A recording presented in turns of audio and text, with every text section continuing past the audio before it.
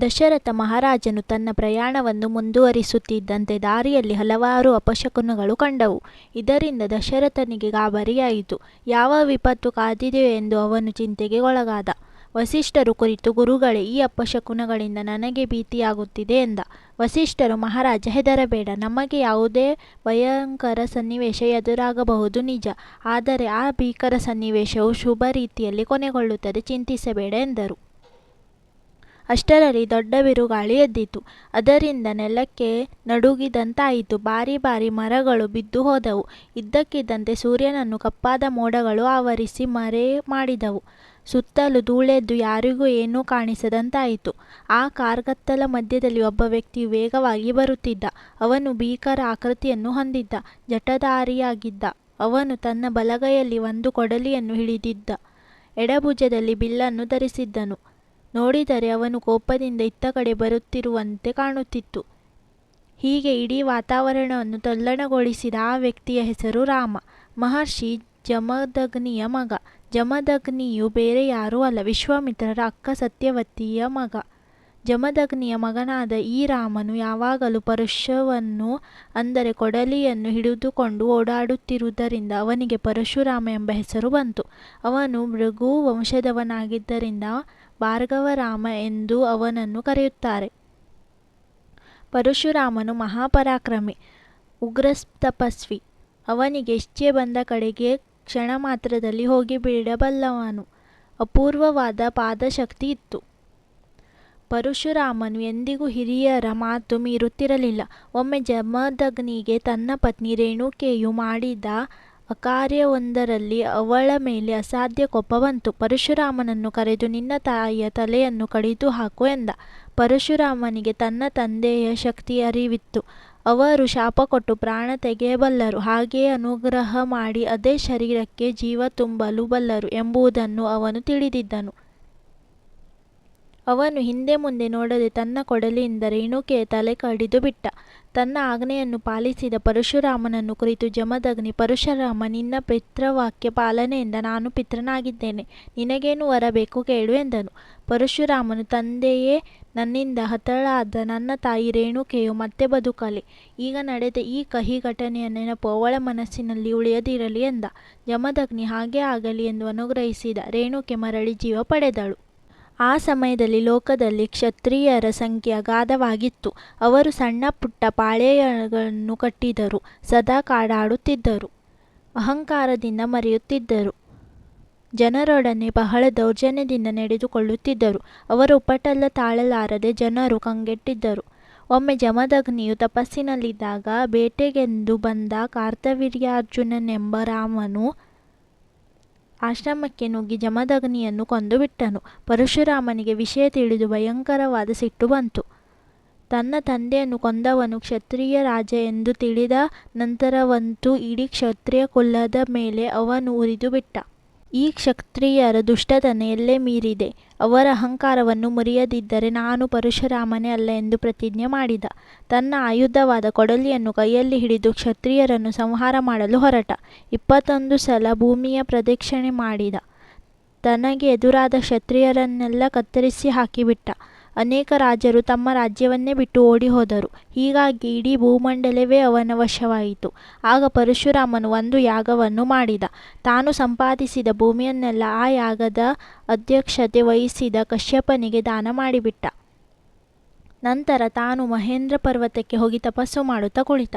ಹೀಗೆ ಭೂಮಿಯು ಕಶ್ಯಪನ ವಶವಾದ್ದರಿಂದ ಭೂಮಿಯನ್ನು ಕಾಶ್ಯಪಿ ಎಂದು ಕರೆಯುತ್ತಾರೆ. ಇಂತಹ ಉಗ್ರಕೋಪಿ ಪರಶುರಾಮನನ್ನು ಕಂಡು ದಶರಥನಿಗೆ ಹೆದರಿಕೆಯಾಯಿತು. ಪರಶುರಾಮನಿಗೆ ಕ್ಷತ್ರಿಯರ ಮೇಲೆ ಕೋಪ ಇನ್ನೂ ಇಳಿದಿಲ್ಲವೇ ಎಂದು ಆ ಕ್ಷತ್ರಿಯ ರಾಜ ಹೆದರಿಕೊಂಡ. ನನ್ನ ಮಕ್ಕಳ ಗತಿ ಏನು ಎಂದು ದುಡುಕುಕೊಂಡ. ಆದರೂ ನಗುಮುಖದಿಂದ ಪರಶುರಾಮನನ್ನು ಎದುರುಗೊಂಡ. ನಮಸ್ಕಾರ ಮಾಡಿ ಸ್ವಾಗತಿಸಿದ. ಕುಶಲ ಪ್ರಶ್ನೆ ಮಾಡಿದ. ಆದರೆ ಪರಶುರಾಮನು ದಶರಥನ ಕಡೆಗೆ ಗಮನ ಕೊಡಲೇ ಇಲ್ಲ.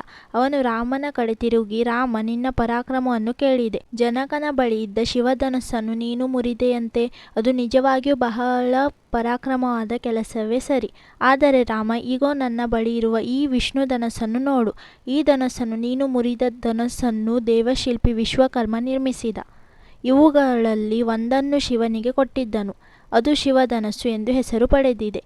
ಇನ್ನೊಂದನ್ನು ವಿಷ್ಣುವಿಗೆ ಕೊಟ್ಟಿದ್ದರಿಂದ ಅದು ವಿಷ್ಣು ಧನಸ್ಸು ಎಂದು ಪ್ರಸಿದ್ಧವಾಗಿದೆ. ವಿಷ್ಣುವು ತನ್ನ ಧನಸ್ಸನ್ನು ನಮ್ಮ ತಾತನಾದ ಯಚಿಕನಿಗೆ ಕೊಟ್ಟನು. ಆಗಿನಿಂದ ಇದು ನಮ್ಮ ವಂಶದವರ ಬಳಿ ಇದೆ. ನೀನು ಮುರಿದುದು ಶಿವಧನಸ್ಸು, ನನ್ನ ಬಳಿ ಇರುವುದು ವಿಷ್ಣು ಧನಸ್ಸು. ನಿನಗೆ ನಿಜವಾದ ಶಕ್ತಿ ಇದ್ದರೆ ಈ ವಿಷ್ಣು ಧನಸ್ಸನ್ನು ಕೈಯಲ್ಲಿ ಹಿಡಿದುಕೊಂಡು ಅದಕ್ಕೆ ಬಾಣ ಹೂಡು, ಆಗ ನೀನು ಶಕ್ತಿವಂತನೆಂದು ಒಪ್ಪಿಕೊಳ್ಳುತ್ತೇನೆ ಎಂದನು. ಪರಶುರಾಮನು ಹೇಳಿದ ಮಾತುಗಳನ್ನು ರಾಮ ಕೇಳಿದ.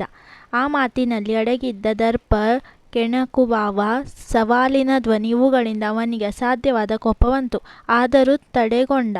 ತಂದೆಯವರ ಎದುರಿಗೆ ಕೋಪ ತೋರಿಸುವುದು ಗೌರವವಲ್ಲ ಎಂದುಕೊಂಡ. ಆದ್ದರಿಂದ ಅವನು ಧ್ವನಿಯನ್ನು ಸೌಮ್ಯಗೊಳಿಸಿ ಮಾತಿನಲ್ಲಿಯೇ ತನ್ನ ಭಾವನೆಗಳನ್ನು ತುಂಬಿ ಹೀಗೆ ನುಡಿದ. ಪರಶುರಾಮ, ನಾನು ನಿನ್ನ ಪರಾಕ್ರಮದ ಬಗ್ಗೆ ಸಾಕಷ್ಟು ಕೇಳಿದ್ದೇನೆ. ನೀನು ಹಲವಾರು ರಾಜ್ಯರನ್ನು ಗೆದ್ದಿರಬಹುದು. ಆಗ ಮಾತ್ರಕ್ಕೆ ಎಲ್ಲ ಕ್ಷತ್ರಿಯರನ್ನು ಕೈಲಾಗದವರೆಂದುಕೊಂಡು ಈ ರೀತಿಯಲ್ಲಿ ನೀನು ಕೆಣಕುತ್ತಿರುವುದು ಸರಿಯಲ್ಲ. ಪರಶುರಾಮ, ನಾನು ಅಸಕ್ತನೆಂದು ಭಾವಿಸಬೇಡ. ನನ್ನ ಬಲವನ್ನು ಕಾಣಬೇಕೆಂದಿದ್ದ ಇಗೋ ನೋಡು ಎಂದವನೇ ಪರಶುರಾಮನಿಂದ ಆ ವಿಷ್ಣು ಧನಸ್ಸನ್ನು ಸೆಳೆದುಕೊಂಡ. ಲೀಲಾಜಾಲವಾಗಿ ಅದಕ್ಕೆ ಬಾಣ ಹೂಡಿದ. ನಂತರ ಅದನ್ನು ಪರಶುರಾಮನ ಕಡೆಗೆ ಗುರಿಯಿಟ್ಟ. ಪರಶುರಾಮ, ಇಗೋ ನೋಡು, ನಾನು ಬಾಣವನ್ನು ಹೂಡಿದ್ದೇನೆ. ನೀನು ನನ್ನ ಗುರು ವಿಶ್ವಾಮಿತ್ರರ ಅಕ್ಕನ ಮೊಮ್ಮಗ. ಹೀಗೆ ಗುರುವಿನ ಬಳಗದವನಾದ ನಿನ್ನನ್ನು ನಾನು ಕೊಲ್ಲಲಾರೆ. ಆದರೆ ನಾನು ಹೂಡಿದ ಬಾಣ ವ್ಯರ್ಥವಾಗಬಾರದು. ಈಗ ಹೇಳು, ಈ ಬಾಣವನ್ನು ಬಿಟ್ಟು ನಿನ್ನ ತಪಶ್ಶಕ್ತಿಯನ್ನು ಧ್ವಂಸಗೊಳಿಸಲೋ ಅಥವಾ ಇಚ್ಛೆ ಬಂದ ಕಡೆಗೆ ನಿನ್ನನ್ನು ವೇಗವಾಗಿ ಕರೆದೊಯ್ಯಬಲ್ಲ ನಿನ್ನ ಪಾದದ ಶಕ್ತಿಯನ್ನು ಬಲಿ ತೆಗೆದುಕೊಳ್ಳಲೋ ಎಂದು ಕೇಳಿದ.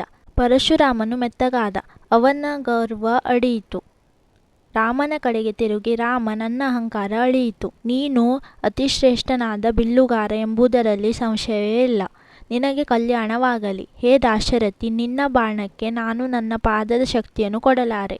ಏಕೆಂದರೆ ಹಿಂದೆ ನಾನು ಕಶ್ಯಪನಿಗೆ ಈ ನೆಲವನ್ನು ದಾನ ಮಾಡಿದಾಗ ಅವನಿಗೆ ದಾನ ಕೊಟ್ಟ ನೆಲದಲ್ಲಿ ಒಂದು ರಾತ್ರಿಯನ್ನು ಇರುವುದಿಲ್ಲವೆಂದು ಪ್ರತಿಜ್ಞೆ ಮಾಡಿದ್ದೆ.